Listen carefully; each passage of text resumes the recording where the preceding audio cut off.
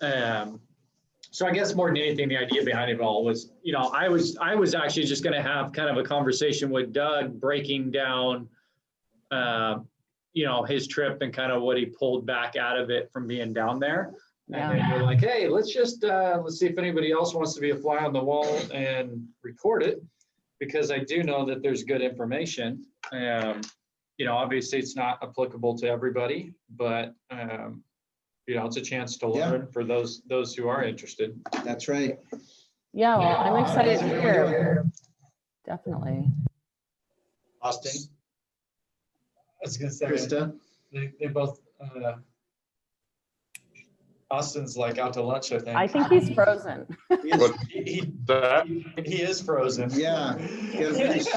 Or he's super good at Oh, there holding. you go. Oh, and he totally disappeared. Better? Wait, there you go. Yeah. Yeah, now we But yeah, I mean, kind of long story short, Doug, you were down there with one of our good buddies, and what looking at how many houses was it? 63 doors? No, there was a total of 60 units that a friend is in contract on. And so we went down to do due diligence on the properties. He's from our area here in Sacramento, California, for the general public who will be watching this later. And our market, as you guys know, yeah, so California is fantastic because we have a very distinct cycle. We have, there's a lot of volatility in our market, which creates the opportunity. We've got an up cycle and a down cycle, and if you know what strategies to use, you can make money during both. And so there's a guy that probably most people who are going to be watching this has never heard of. His name is Bruce Norris, and Bruce Norris has been fantastic at he's not only is he a broker and investor, he flips houses, he is a landlord, he lends money, but he's California only, California specific, and he's been really, really good at market timing. And he's good at that because he spends a lot of time doing something he's very passionate about, which is learning the economic side of what moves the real estate market, specifically in California. And probably it's a self-centered goal of not losing money after spending years creating it. You don't want to lose it because of a down cycle or what have you. And so he's timed the market very well a couple of times, has written about it, has made these predictions publicly, and has been right, even though when he makes these predictions, people think he's absolutely crazy. It's hard to say that you're going to have a down cycle when the market is booming, but he's looked at these indicators and has been very correct on those predictions. And so we pay attention to him a lot. I think that's the whole point. We pay a lot of attention to what Bruce Norris has to say. And Bruce studies stats like nobody I've ever seen. And that's right. What his big report he puts out every year with, I don't even know how many pages that thing is. And then, have you ever gone down? Do you go down to his big, once a year kind of market update thing he does? I haven't lately, but there for a while, yeah, we would definitely participate and learn from what he has to say, take his course, learn about where the market's going, and we would take that advice and listen to it. And some of the strategizing that we would do definitely had, some of his predictions in play. And so anyway, Bruce Norris he's been going to Florida for some time now. He likes that market because of the differences that it has compared to us. And, it's not just about the climate, which is fairly sunny throughout the year. Unless you get a hurricane. Yeah, unless you get the hurricane. But, they have different rules there, and they're on a different market cycle than we are. Their timing is different. And so what it does is when we're operating here in our backyard here in California, we can protect the equity that we've generated through good buying strategies, as well as through appreciating market cycle, and move that equity to a safer location with the intent of eventually bringing it back when the timing is right to come back and take advantage of, a down cycle, if you will. Well, I mean, the big thing, I think a big tell, right? It's kind of what really kicked all this into gear, because we've all watched Florida for a little while, is, number one, Bruce moving there. That was Yeah, he did that recently. a big shakeup. Yeah. And then, I guess now with RC over there looking at buying that stuff, I mean, what was kind of your takeaway, looking at the numbers, and then, because you kind of came back with something, or, mentioned something on your way back that threw me for a loop as far as what maybe the plans were going forward out there. Yeah, I think because, I think everyone's strategy is a little bit different just based on where they're at financially. And so for me, what I really, really liked was the absorption of these new properties that were being constructed. And of course, the rental market is very hot right now. The property managers that I spoke with say that, just putting property on Craigslist, it might take a couple of weeks, but if you do the right type of marketing, within days, you'll have multiple applications for your rental properties, and they're just going quickly. Now, the area that we were in was Cape Coral and primarily Fort Myers, and those areas right now, if looking at some of the data that Bruce had shared with us, which is all public data, right, coming from universities, these sort of studies and on the market, the whole area economically, all that stuff, and there's an influx of people that are moving to the area, and they have a need for housing, and so the existing properties are being absorbed pretty rapidly. There's very little vacancy to speak of, and that's why the houses go quickly, but also the new builds are being sold rather quickly too. And they're fairly good pricing, compared to what we have here in California. If you, for example, you take a 400,000 square foot house, I mean, you might get $400,000 house. 400. Yes. Thank you. A $400,000 house that might get you $1,800 in rent, right? Yeah. This just as sake of arguments, you can take that same house, you can buy 2 single families over in Florida and generate easily, and you can buy those houses for, $100,000, $115,000, $120,000, and you can get $1,000 for rent. And so now you're taking a product in California where you might get $1,800 for rent. Now you're getting between $3,000 and $4,000 rent for the same amount of money that you were getting here in California. So just thinking about cash flow, it's not a bad idea to take some of those assets that we've generated here and relocate them, especially if California is going to have some difficulty coming out of COVID, difficulty in, with people making their mortgage payments or making their rental payments or what have you. I think there's going to be some trouble, don't you think? If it drags out, yeah.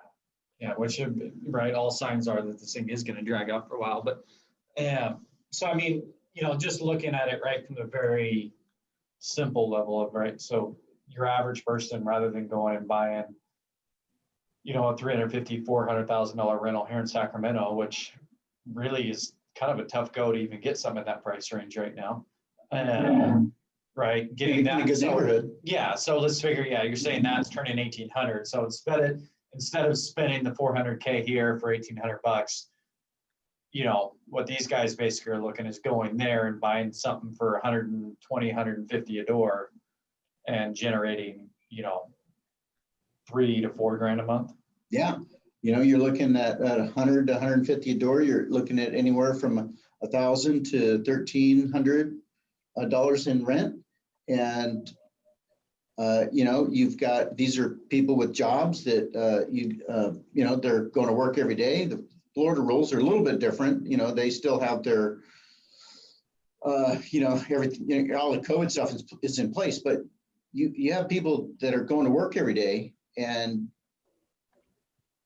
they need housing, right? The area is growing. If you look at the growth rate, they continue to plan on growing for the next 20 years. Tampa, Orlando, all that stuff's been hot for a while, right? Now you're starting to see it in some of these other areas, right? That Fort Charlotte, Fort Myers. There was another one up there in between, just outside Tampa, I forget about. But so, because me personally, what got me kind of starting to look at some of those other states, right, is seeing the smart money was going there. But then in California, it sucks being a landlord, right? So you start looking at other states just for landlord rights purposes, right? No rent control. I mean, that was kind of where we started looking, or now currently looking like, right, still parts of Idaho, which has gotten kind of expensive, parts of Tennessee, Florida, right? Some of these areas that are a little more investor friendly, right? And you have growth happening. So, what was kind of your big takeaway there? Because you talked about too of even building some duplexes. Yeah, we talked to a number of people. In fact, part of Bruce Norris's strategy is he set up a system for people doing exchanges out of California or moving equity out of California, and he's got a system in place where you can basically have a new build, a duplex, or a single family, and convert it into a rental immediately, or turn it into a rental immediately. But people are basically, for years now, there's a lot of California money that is being taken out of state to invest in these other properties, Florida and South Florida specifically being one of them because of the growth rate. And so I love that idea. I talked to a guy that was, he built 4 homes last year, duplexes for about $200,000 each, sold them immediately for $270 to $280, depending on the size of the property and the amenities. And, I saw he's got 6 more going right now. So not to interrupt you, but on a rent per door basis, so you've seen, what are those, those things rent for per side? Those units are 3-bedroom, 2-bath. They're about 1,400 square foot each, single car garage. They're all what we call, or what they call CBS, which is concrete block stucco. The only wood inside was a little bit for some of the interior framing, and then for the trusses, and then a standard composition shingle roof. And so those houses they can put up in 4 to 5 months, and maybe $200,000 to build them, and then retail them out for around $280. And it's it's not bad to take, even if the thing takes 6 months, is to build a couple of those a year. Well, so let's say you go over there, and let's say even if you bought one at $280 from this guy, what are you looking at rent wise per door? Do you know? For a brand new unit, you get a little bit more money, and if you have tile bathrooms and a granite countertop, I think you can get between 1,400 doors. So it's right at 20. Let's say 2,800 in return. Yeah, it's right about the 1% rule. So even if you pay full retail, a $280K purchase.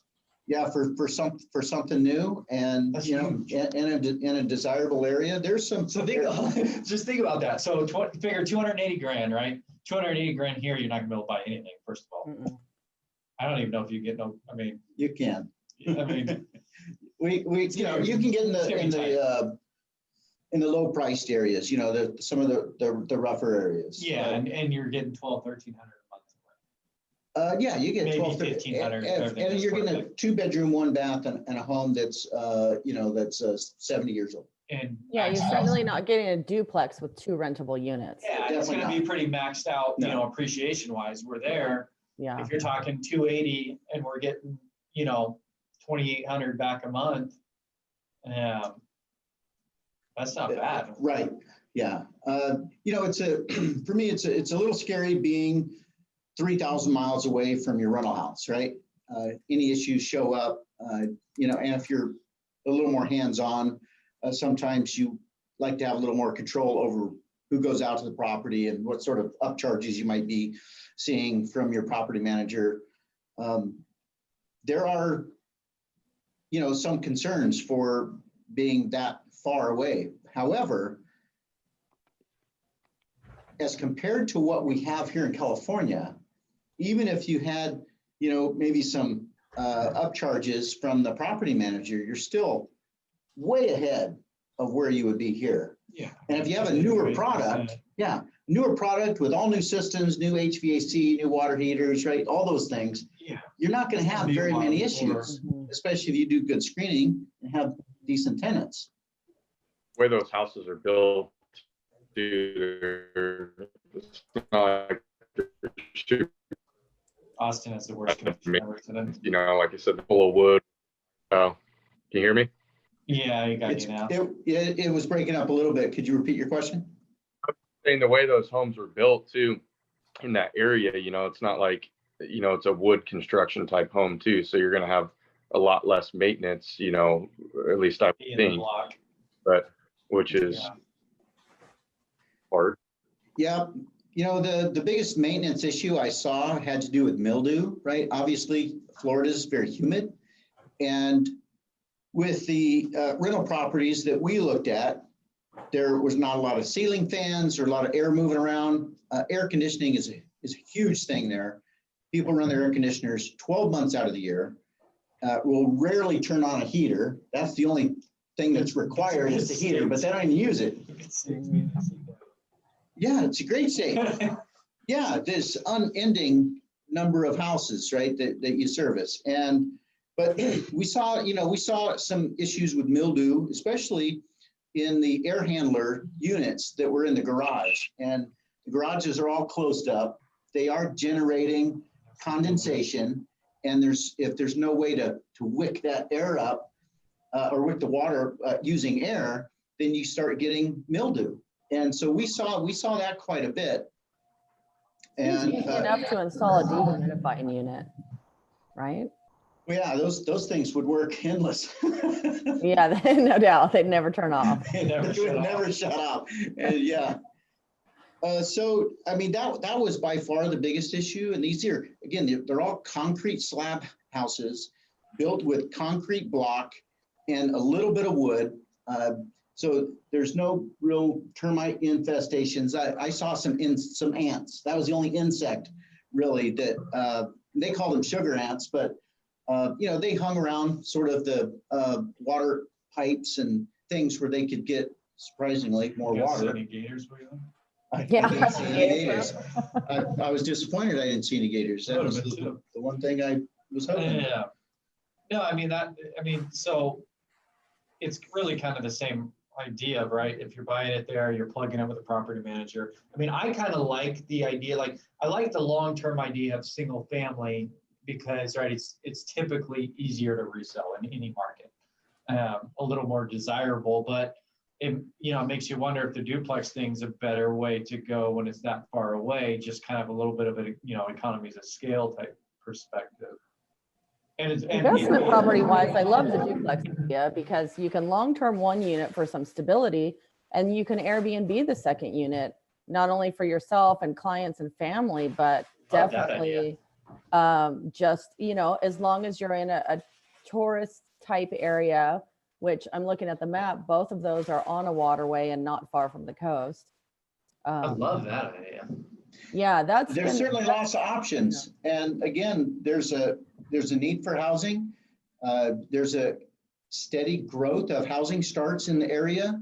There's a steady growth of immigration to the area, not only from typically from the Northeast, right? You have all of the snow states that those people migrate. That area is one of those. It's where you will find quite a few people that are retirement age. And with all of that comes a lot of support companies to service and support people that are moving in from the area. There's money that is pouring into South Florida right now from different parts of the United States. And, you know, it's the numbers, all the economic numbers were really encouraging. You know, it certainly helps to mitigate some of the fear of having either a job site or a rental property that's quite far. It's 3,000 miles. Yeah, so, I mean, coming out of that thing, I mean, right, because I know you had kind of liquidated rentals as of late, and we're looking at, you know, putting that money elsewhere into some other business ventures that we're working on. But I mean, now all of a sudden you're like, I mean, you came back feeling good. So, I mean, I'm curious. I mean, what are you going to go over there and look at, hey, building a few of the duplexes? Are you going to look maybe at acquiring some single family? I mean, where's your brain at on it? Well, I'm still doing a little bit of research, and one of the things I do plan on is talking with some of the builders that have experience building those areas and getting a little more information from them about, you know, what their costs are. I did get some costs from a few people that seemed like it was pretty promising. And, you know, I looked at properties and how fast they were selling, and, you know, good properties are selling quickly, just as they should in any market, right? And so if I've got an experienced builder that is trustworthy, and So you're thinking about building, not acquiring something existing, going over there and having something brand new. and contracting something out and building it. Well, I guess I think that's going to be a little bit easier, because if let's say I do a campaign, a marketing campaign to find distressed property owners, I'm sure that I would find and have good conversations with people that are ready to sell their house and are willing to leave equity on the table, right? That would absolutely happen. But if those houses are a little bit older, now I've got to find someone that can go and visit the property. Yeah, but you can't manage that from here. I'm not going to do A that. whole other host of problems. But So I mean, Okay. logistically, that sounds like it would be tougher. I like the idea of the brand new build even, right? Versus buying something that's 20, 30 years old. Mhm. Well, you've got no deferred maintenance that's going to be No coming deferred up. maintenance. So 10 solid years at least. just you know, in terms of going through That's that it. process. You're going to get a good 10-year run of Yeah. not really having to without worry about it. anything major. I mean, you could always have a fluke, but you're going to be under warranty for a while. Yeah, I've followed some guys over there for a while, and it's all of you should check it out. It's Equity Pro. They're out of Florida, and right, so they'll put out just a lot of it was distressed purchases. You know, whether it be, you know, I like how they'll kind of separate them as, hey, this is better for a rehab or a flip. This is better for a buy and hold situation. And so I've watched those for a long time, and the returns that I keep seeing them, I'm just like, holy smokes, the returns are insane. But I've always been hesitant, right? Because it's 3,000 miles away, and virtually all of the properties do need work. Yeah. And so imagine just having to manage that process. Typically, I'm more hands-on when it comes to these rehabs. Now you have to go out and you have Time to intensive when they're here. talk to the homeowner, negotiate a purchase agreement, and then go through the rehab process with generally a combination of licensed, unlicensed people. And those folks need management. They need direction on what to fix, what not to fix, all those sort of things. And that takes time. With a new build, it takes less time. You may spend a little bit more upfront, but then there's less maintenance because everything is new. And then ultimately, if you're not traveling back and forth and you've got a system that's in place where those things can be turned out, and they might even be identical. That one thing, there's a lot of lots. Someone went through years ago and they took this land and they developed it into lots. There's lots of available lots. It's unusual. You won't see any of that around here. So I guess that's amazing. That's a big question too, is, you know, when we're talking 280, right, full retail, you know, is that just to build it, or is that That's Build, lot everything. plans. everything. That's a turnkey product. That's a turnkey product. Now, generally, to keep the cost down, of course, they're duplicating a set of plans that they already have. So you don't have to buy plans, get them engineered, get those approved again, which, you know, can be Fine, rinse another and 5-10 grand. But yeah, and so if you're not, as long as you're not building, you know, right next door to each other, like we do here in California, I guess, yeah, that happens. But point is, there's lots of lots available, lots of them. And so you can, you know, that would be something where you can do a little marketing campaign on and have conversations to get lots at a discount.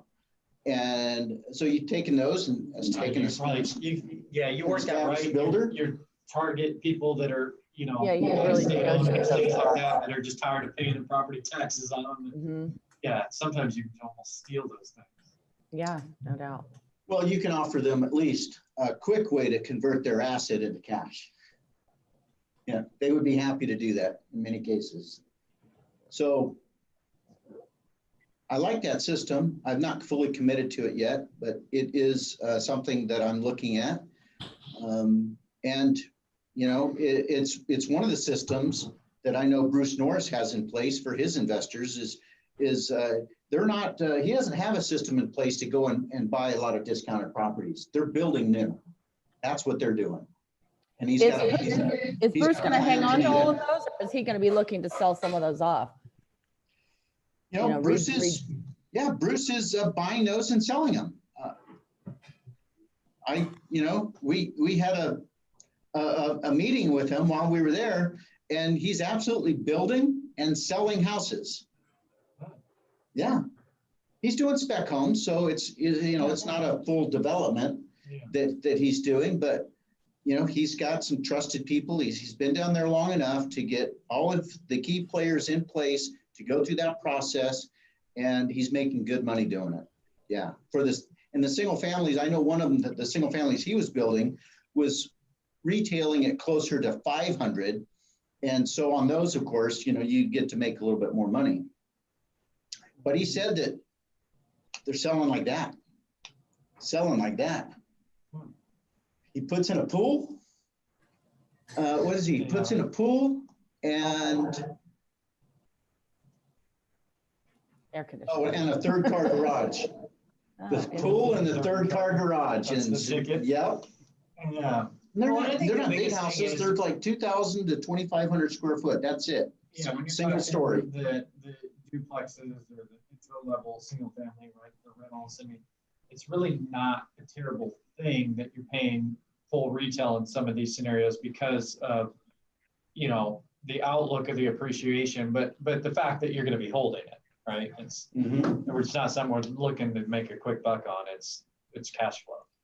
Well, and there's money in the build and sell, which is short term. You know, you do a couple of those a year, and you're already, making a couple $100 grand.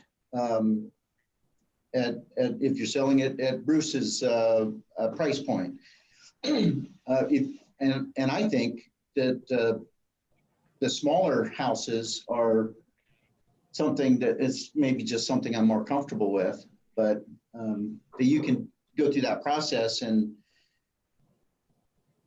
do extremely well, and at least for me, less risk in it, because you're selling to people that are going to be living there, and they're working regular jobs, making 50 grand a year, and they're buying houses, 50 grand a year combined household income, and they're buying houses. Buying single family houses, 3-2s, 2-car garage. I was just looking, kind of rough idea what, let's say a $240K mortgage amount looks like. Yeah, I mean, you're talking like $1,000 a month payment. Yeah. So these things are probably, by the time you take out management fees and stuff like that, if you're bringing in 2,800, you're still gonna have a healthy cash flow. Yeah, it's really, really good cash flow. Yeah. Yeah. Maybe at $1,500-1,600 a month. What we're seeing are, hearing from people that are moving. With debt. Yeah. Figure it'll pay you $1,500 a month. you know, a lot of the folks that Bruce knows, of course, are in Southern California, which is where he was located. And, you know, the pricing, you know, in those areas is, even though rents are higher, the prices are just so much higher. You might get like 0.3, 0.4% return in comparison to price, right? It doesn't even come close to the 1% rule. 1% rules for every $100,000 in price, you get, you know, $1,000 in rent. You can't do that here in California. You just can't do it. Even if you're buying at a discount, you can't do it. So Florida, you're getting pretty close to that. In some cases, you're getting it. Some cases, a little bit low, depending on the price point, type of deal you're getting, or the type of property, whether it's brand new or it's, you know, it's has a few years in it. But So Doug, would you mind talking a little bit about, you said 64 doors, I think. How many 60. properties was that? Were those all duplexes? Were there some multifamilies of larger door numbers in No, there? they Was were- it they were 64 all- single families? yeah, they were all duplexes and single family, Okay. You guys look at every single one every single one. in what, 2 days? Oh, wow. No, 2.5. Yeah. Still. It's a lot to look at. Yeah, we were getting up early. and Inside working. and outside or just exteriors? No, every full inspection. That's a lot to cover. Yeah, we were going pretty fast. Luckily, a lot of them were, you know, they were fairly close to each other, but still it was, yeah, it was 20, 25 houses a day. Were there any that you looked at that you just ruled out completely, right? only one. Oh, interesting. And Yeah, that was for what only reason? one. It had a enclosed patio and a roof leak into that enclosed patio area, which caused a lot of mold. And that whole section really needed to be torn down. Plus there were electrical issues there, all kinds of reasons that that one, you know, really had a big objection to. It needed a much larger discount, but we'll see. And That was a full-on rehab. The others were all just, you know, Light repairs, fixers. sheetrock, yeah, some sheetrock. 3.2s, 1,200 square foot Yeah. type product. Almost all of them were 3-bedroom, 2-bath, the duplexes, especially, even the single families were 3 and 4-bedroom. Yeah, and so, And does your client have a contractor lined up in that area to kind of manage those? I mean, you know, 30 plus places at a time is a big ask. So I'd assume you'd have to have multiple contractors or a contractor with a significantly sized team of laborers. and skilled tradesmen. using the vendors from the property management company, that was, you know, again, basically following in the footsteps of someone who's very well respected and has been investing and going to this area for some time. He has people in place already, and he's got a system lined up, pricing lined up for the management. He's got all sorts of things in place, and so it's easy to just model right after what he's doing. And he's already made some of the initial mistakes, right, going in, and he had corrected those by bringing in other experts and figuring out exactly what his niche would be and how to focus on that, and then putting people in place so that it was just sort of this cookie cutter process. And so, yeah, those properties that needed maintenance, there are, you know, property managers that have lots of good vendors. Then those vendors, you know, you could either negotiate with separately, but they've been vetted by these property managers, and the property managers been vetted themselves. Will there be issues? Of course, there's going to be issues, and you have to work through those just as you would here locally. But that's what we've been doing for years. So there should not be any surprises. If there are surprises, we've probably dealt with surprises very similar to that in the past, and so we'll know solutions. I mean, while we were there, like some of the issues with mildew inside the house, we're already like, why aren't they doing this? Why aren't they doing that? You know, things that would mitigate that and make the quality of the tenant's life a little bit better. There were simple things that could have been done, that things that we learn out here in an area where we get 12 to 15 inches of rain and they get over 50. Well, So- yeah, I think, right, kind of some, maybe where Michelle was even going with this is, I mean, I think the big part of this is right now that we know people are there that have boots on the ground that are doing it, right? If we have anyone that does want to go over there and do it, right, we'll be able to piggyback it off that to a degree of like, hey, here's the property management company they're using.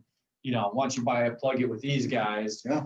And Which is what we're doing. yeah, and the Yeah, management companies, right? I mean, they're gonna have vendors for everything. You're typically gonna pay a little more money, right? But they're vendors because they're almost all of them, right? They're skimming off the top on those. Yeah. But you know, when you're 3,000 miles away, Legally. and for ease of use, They add a handling fee It's- or a management fee. yeah, for to the- ease of to the vendor. use, it's worth it. Yeah. I mean, we're not talking big numbers, and I mean, most of those guys are what, 7-8% a month of rent. Yeah, or less, usually. And, you know, again, the benefit of being associated with an organization like the Norris Group is they negotiate a lot of that stuff out. They plan on and know people are going to be following in Bruce's footsteps. And so there's a negotiated rate, and there's bulk transactions, and these managers, they get a windfall, really, they do. You know, Yeah. all of a sudden they've got people that are experienced coming to an area that experienced investors, I think, much easier to I was deal gonna say, with. those are their dreams. Yeah, then a mom and pop who worry about everything. You know, the investors want to provide good housing and maximize their cash flow, and they're generally fairly easy. If there's something to fix, they fix it. Doug and Sheldon, are you guys considering putting together a group? It's not a REIT, and I'm totally blanking on the term. Are you talking about putting together an investing group that would do this, I was gonna say the do this to get multiple properties versus buying one individually? No, I mean, that's right. That's a good idea in a sense, right? And something that people very easily could do. But I don't think it's something that we want to take on. It's more of just like, hey, you know, this all came about. Like I said, we've all kind of watched it from afar. And then all of a sudden it's hit close to home. So it's like, all right, we need to dig into this further. And then now it's a scenario of, okay, this really makes sense for us long term. So it's like, you know, let's just share the info with everybody else. If they Right. want to take advantage of the opportunity, they can be on the fly on the wall and learn to, you know, about stuff that they probably normally would never know about. And then being lucky enough that we do have those relationships in place. It's like, hey, here's how you can implement it. Now, there is another side of that, right? Because kind of that joint venture, you know, type mindset. I mean, we'll do that stuff on flips here locally. But on a long-term rental perspective, you know, it's more of kind of a captured on your own, right? Because then you're getting full benefit of depreciation and all the other aspects of right of owning rentals. You know, I think, Doug, you were looking at maybe you doing some exchange money or stuff like that over there. I mean, me personally, I've looked at a scenario of, hey, you know, I've had some really significant growth with all the stock that I've accumulated through XP. And it's like, you know, that's had a great run up and a great return. But now I'm almost at a point where it's like, hey, do I want to just let that sit there and ride it out? Or I could sell a portion of this, leverage a duplex or a few houses there, right? Just use that as a down payment. And then now, right, that initial investment that's, you know, now 7, 8x, whatever it is, I take that, a portion of it, really it's just going to be a portion of the profit even, you know, the initial nest is still going to be there growing, but put that into the rental. Now, all of a sudden I've got a long-term asset that's increasing my cash flow. Because, you know, I've had a big mindset change or shift here lately. And, you know, maybe it's just because of, you know, age wise and stuff where I'm at, but it's just, you know, everything now I want to focus on cash flow, right? That's going to be, That's right. you know, rev share, Totally. rev share and rentals, right? And it's going to be the big drive of it. Yeah, residual income. Yeah. Well, Matt and I have had a ton of discussions in the last several months about whether to purchase a primary residence here in the Sacramento area or instead buy a rental property as our next step in our real estate portfolio. Well, And Florida has been number one on our list after researching multiple areas. And some of that is for personal reasons, some is for weather reasons, and some is because the growth in that marketplace, which I really don't see slowing down, minus you got to get through 2 to 3 months of what I'm told is insanity in the summertime. It's smart really quite a pleasant money place has to been live. going there for a long time, for a number of different reasons. Say that again? I said the smart money's been going to Florida for quite a while now. You know, for a number of different Yeah, reasons. there's no doubt about that. Yeah. Yeah. The Yeah. area's been growing. There's a lot of migration to Florida for the weather, even with the, few months that it is really hot. Mhm. And I guess just to piggyback on what Sheldon is saying, no, we're not starting a REIT or anything like that. Okay. However, what we are doing is sharing all the information that we are learning. And, I think all indications are that, I'm going to be sending money to the East Coast as well. And just following the system that's in place to, build a couple of houses and sell them and, start off with, with maybe just a couple and see how that goes. If it goes well, if everything looks like, that plan is viable and can continue, then, to turn up the spigot and see, what else we can do there. Yeah. And at the same time, we're going to be sharing that information. There's nothing wrong with joining together with a few people and getting in on short-term projects. I've done a lot of those in the past. As long as the people that you're working with are trustworthy and everything is transparent, you guys have, a good working agreement and things in place for, who the lead investor is and who the passive investors are. And you really answer all those questions up front before you go into it. But then going in with other people on short-term investments is fantastic. Long-term investments are, another story. You never know how someone's life can change. They need, they need some of their equity back out or all of their equity back out. So it become, a little more troublesome if some of those life events happen. Short-term investing, you're looking at, maybe 6 months, 180 days, you're in, you're out, bam, done. And at that point, you can decide whether you move forward with someone else. Yeah, or do it long again. term with So, multiple people there's just too many things that can go wrong. Mhm. Too messy. yeah, Yeah, life happens I agree. to everyone. And so, but a short-term investment is good. You have an entry date, an exit date, and then it's done. Mhm. So we'll, certainly be sharing what it is that we're learning, and with anyone that is looking to create some additional cash flow, or maybe take a lump sum that they have and have that grow by investing in a market where there's known appreciation, and then this is a good place to look, and these are good conversations to have amongst ourselves. Sheldon and I talk about this often of, where should we? Practically every day. Yeah, practically every day, Well, thanks so much for sharing. I love the conversations. I hadn't really been giving that much thought to the duplex idea. I have a duplex in Truckee, and there are multiple benefits. Not so much when it comes to appraising, because it's a duplex, so it appraises similarly to a single family. Yep. So there's a bit of a hit there, but as far as for holding it long term, it's fantastic. So I was leaning more towards the condo idea because of the low maintenance and the distance. But the duplex idea is absolutely intriguing. If you do come across someone who has a brand new one built, I definitely would consider giving it a look. Yep.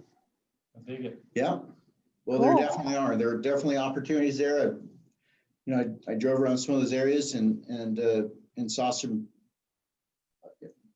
builders themselves doing these single family and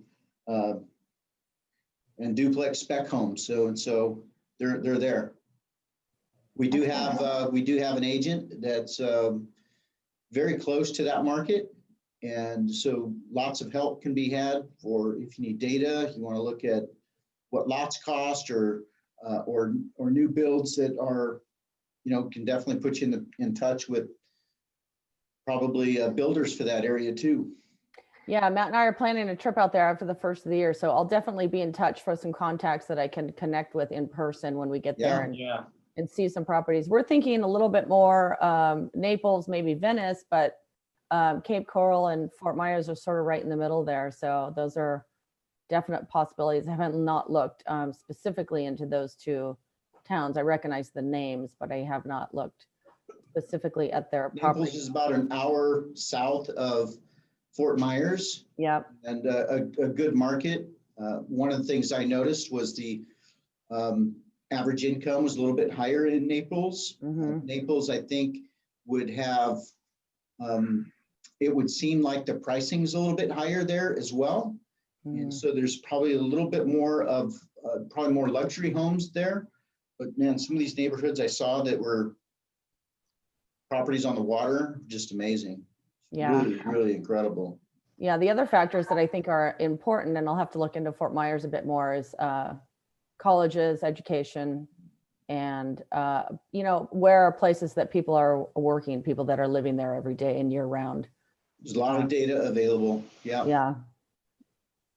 Awesome. Thanks, I say guys. what the Norris Group, he's got all kinds of stuff on there. That's Bruce Okay. Norris's Yeah. I'll check that out. company. Like it. All right. Thank you guys so much. Cool. Awesome. Yeah. Thanks for being here. We'll go Yeah, party you bet. with Appreciate party it. with everybody in Florida soon. Yeah. Sounds there. great. Yeah. Sounds I'll awesome. let you know more because there'll be more to the story. So Yeah. Keep me posted. Thank you so much. awesome, guys. Okay. Bye. Guys, See ya.